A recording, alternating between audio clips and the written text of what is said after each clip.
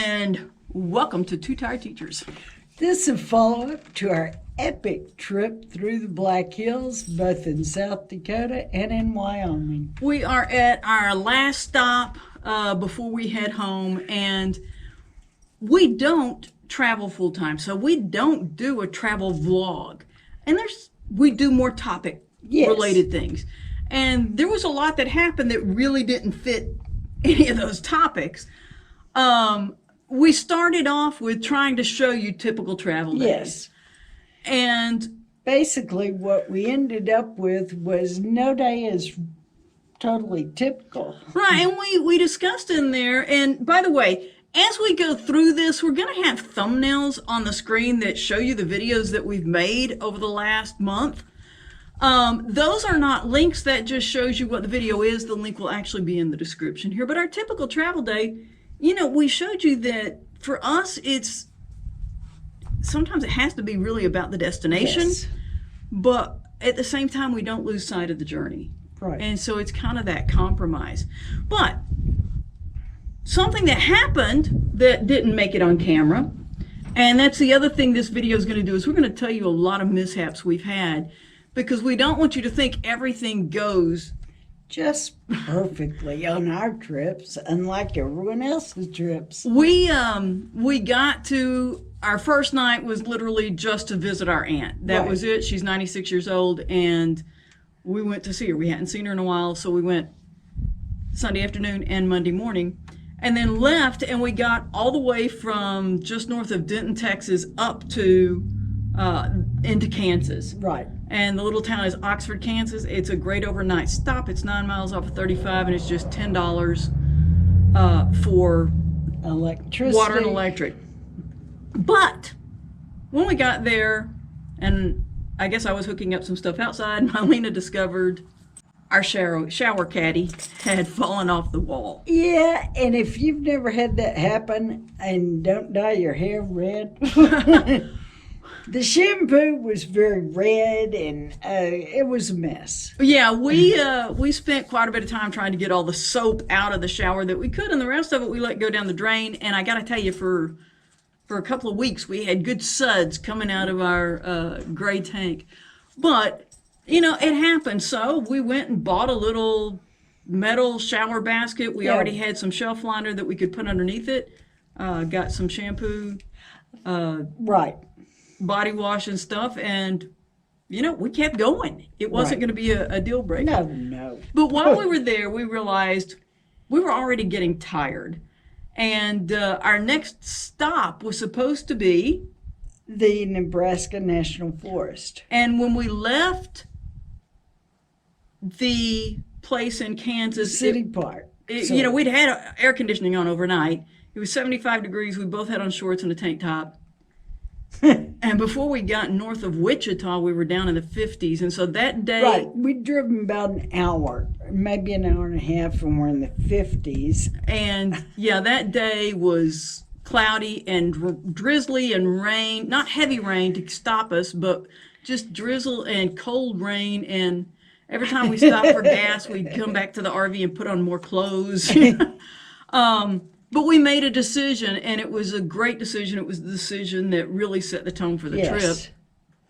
And that was when we got to the Nebraska National Forest, we decided to stay for 3 nights instead of 1.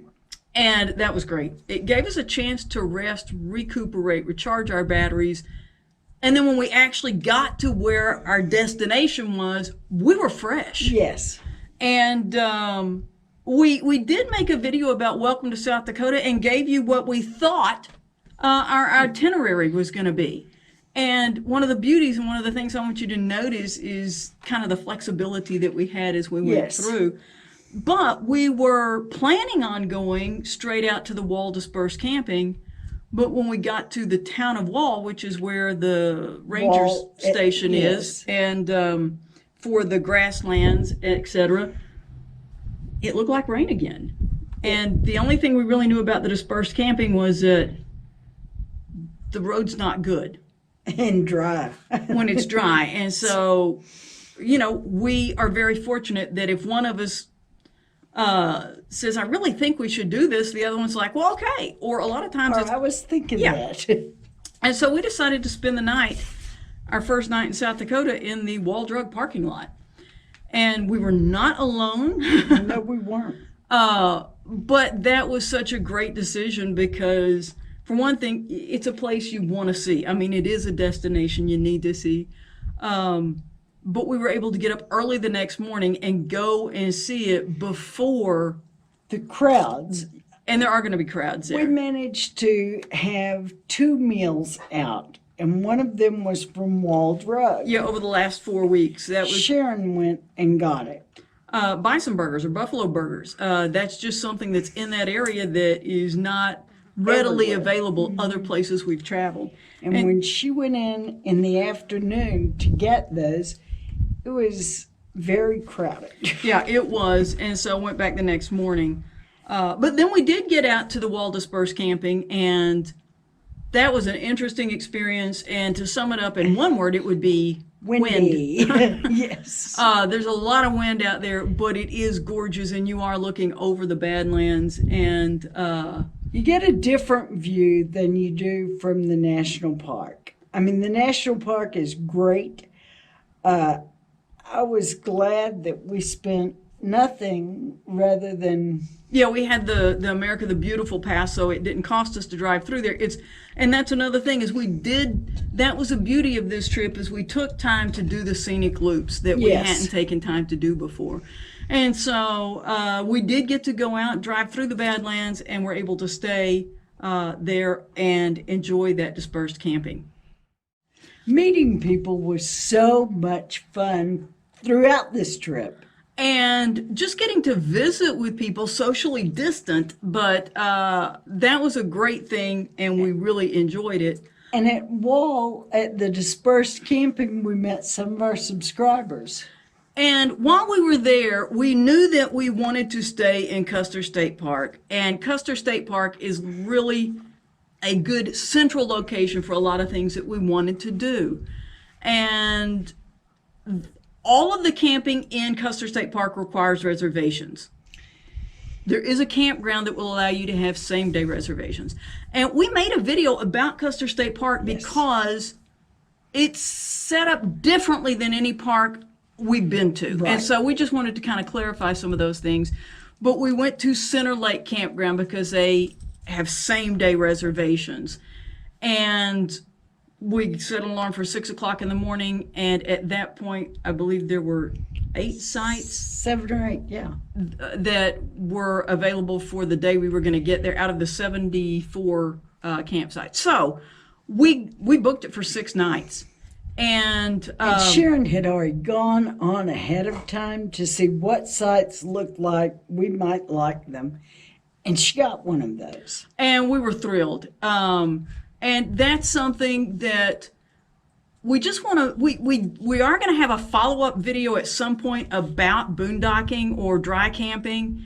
And this trip would have not been the same had we required hookups. For one thing, it wouldn't have been a month long because we couldn't have afforded it.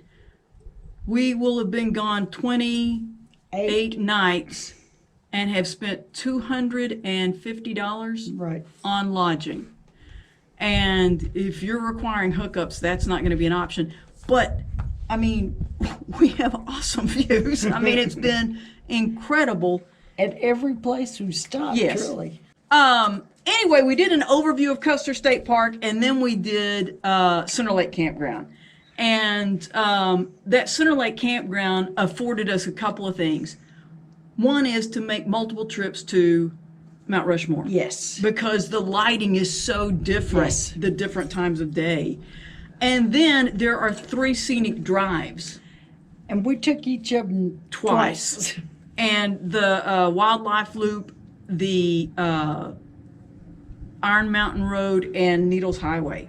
And so we thoroughly enjoyed our time at Custer State Park, and that was the bulk of our money. That was $130 Yes. of our lodging, was the 6 nights that we spent there. There was a mishap there. There was a mishap there. Our hot water heater quit working on propane. And so I had, in the past, had seen that the Atwood hot water heaters have a special fuse, and that fuse can go out. And even brand new Airstreams that have the Atwood hot water heater were having this issue. And so I had ordered some of these fuses, went on and replaced it, and then realized that I had only turned on one of the propane tanks instead of both of them. And so all it was we didn't have propane going to it.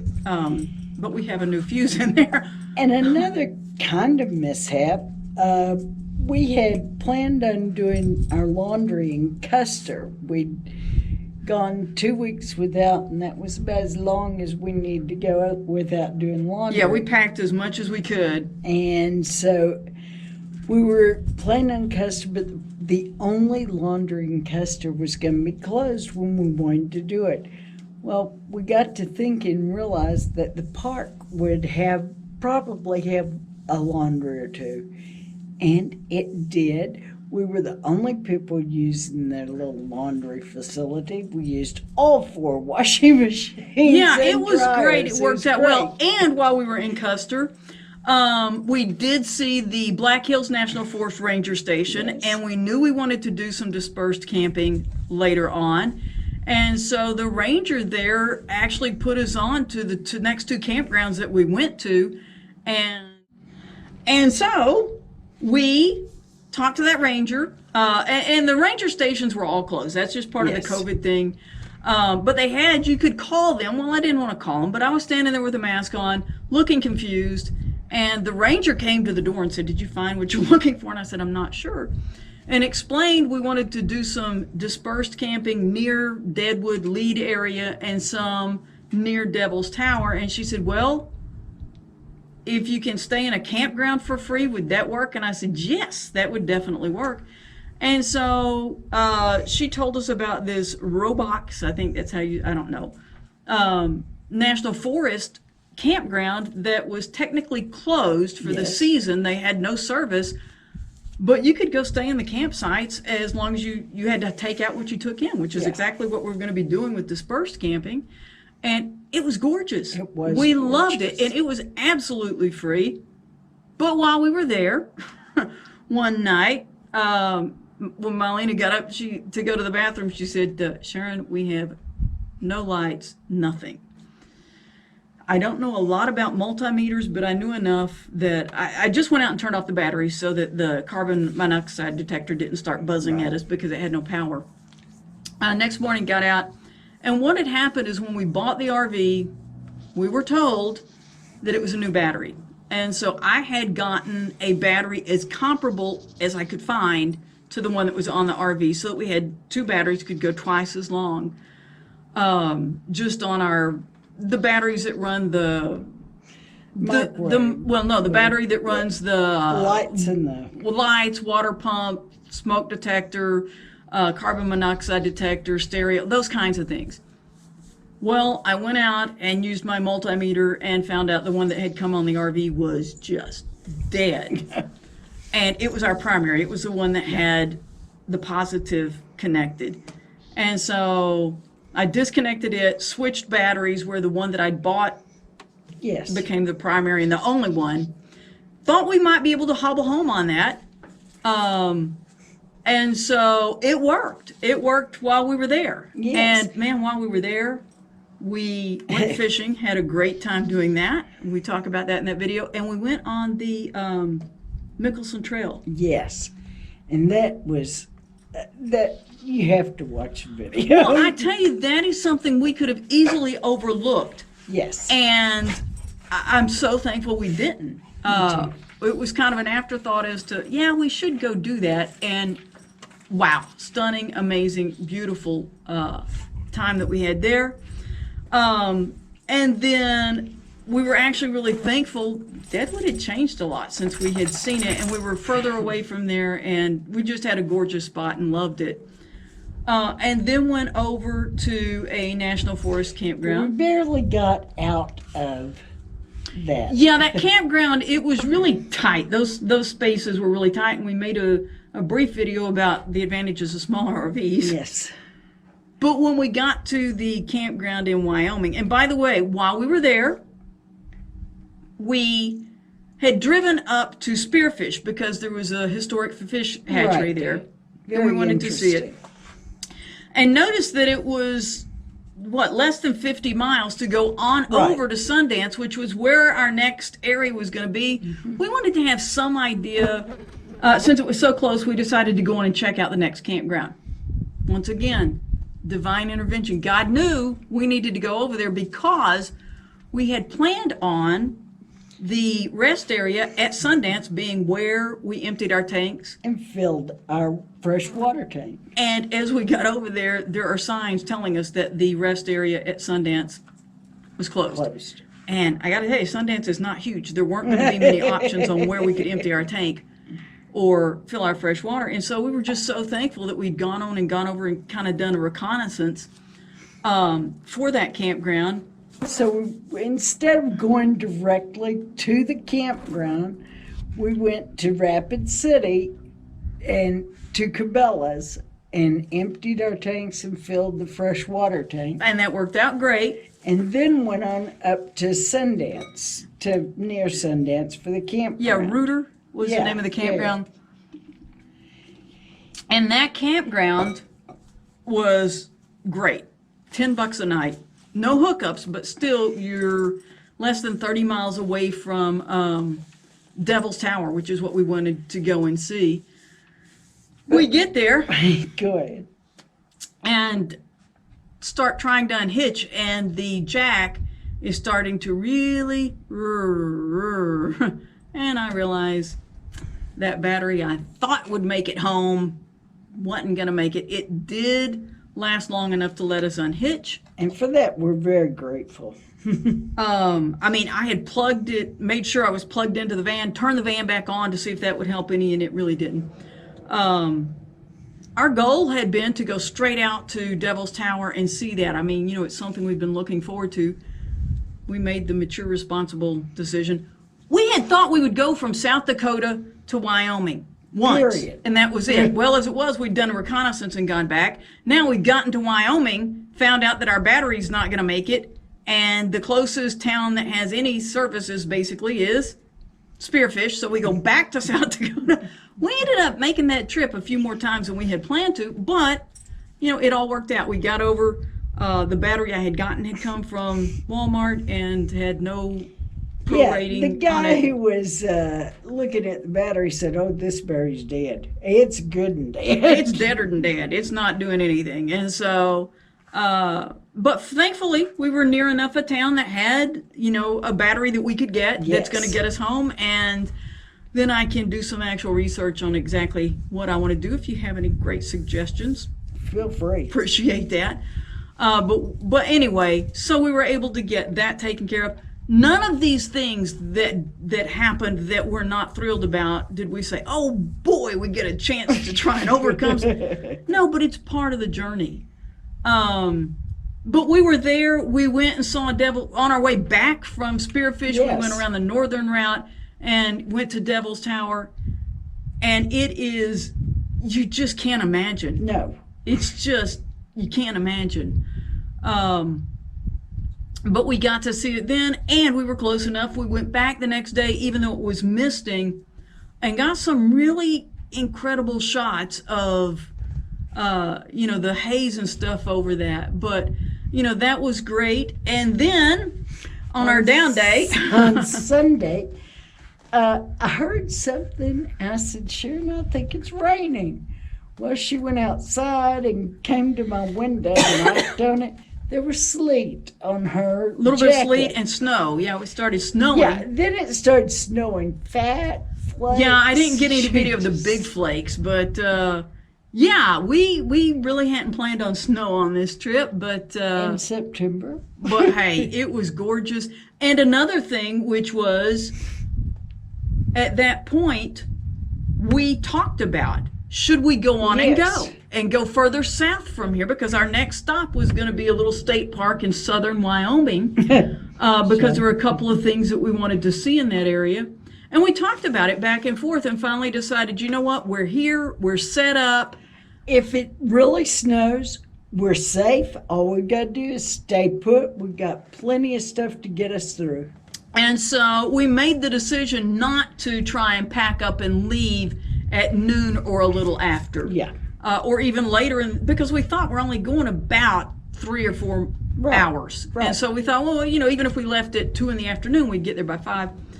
But as it turned out, we waited the next morning. We did not get up early. No. We were trying to wait until it got, well up into the 30s to get started. And we got down to the state park. There was literally no one camped there. There was no one there. There were no rangers. There was nobody working there. It was like kind of driving through a ghost town, and it was huge. It was on a lake. Yeah. We would say it, except we can't pronounce the name of it. I don't remember the name of it. But we drove around the lake. It had that road that went around the whole thing, and we saw a car passed us. We're driving the opposite direction, but we weren't comfortable staying there. But we did not let that ruin our what we wanted to see. We went out and saw, I'll show you just a little bit of this, the Oregon Trail ruts. Yes. It was really interesting. We went out and took 30 minutes or so, which is probably all we would have spent there anyway. Oregon Trail ruts, and then 13 miles away we went to Fort Laramie. And walked around and saw a lot of really cool historic buildings there. I think got 6 stamps on our National Park Pass. It's really neat, the stuff that comes through there. And Mylena then started looking and found a great Walmart for us at Fort Morgan, Colorado. Yeah. And so when we dipped down, we were in the 40s that morning. That's kid stuff. we were ready for that. But that ended up being an 8-hour day that we drove for 8 hours. I went 400 miles. Just right. And it was so much fun that we did it again the next day. But we were so thankful we hadn't started out later. Yes. But yeah, so we drove 400 miles that day, and then we drove 400 miles from Fort Morgan to get to where we're sitting right now, which is Lake Meredith National Recreation Area. We are back in Texas, and for those of you who don't know Texas, when we go home, we've got another 400-mile day. Yeah, we're in the Panhandle, and we're heading to Central Texas. But this is just such a gorgeous place, and this place is absolutely free. And so we have been so blessed with the...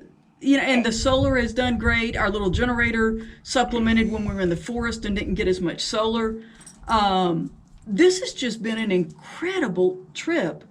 And I want to make it clear, it isn't just, they were just looking for free places. Mm-mm. No, we wanted to stay in pretty places. Yeah, at the places we've been, the scenery we've had, just a second, and I will show you that the scenery we have is pretty amazing. And this was a place I had heard about and somewhere I wanted to check out. And so we decided on our way home would be a perfect time. This is night 3, and we're talking about staying for night 4 just because it is so pretty. And we're not looking forward to another 400-mile day. No. So anyway, this is just, we're looking back saying the whole time through, things like we would just be speechless. Can you believe we're actually here? Yes. Can you believe we're actually seeing this? Can you believe we're actually staying here? It's majestic. It's, there were just, this has been such an amazing, amazing trip, and just so thankful that we were able to make it, and thankful that you were able to come along with us. And any of those videos, if you want to watch them, there are links in the description below. And once again, we want to say, thanks for watching Two Tired Teachers.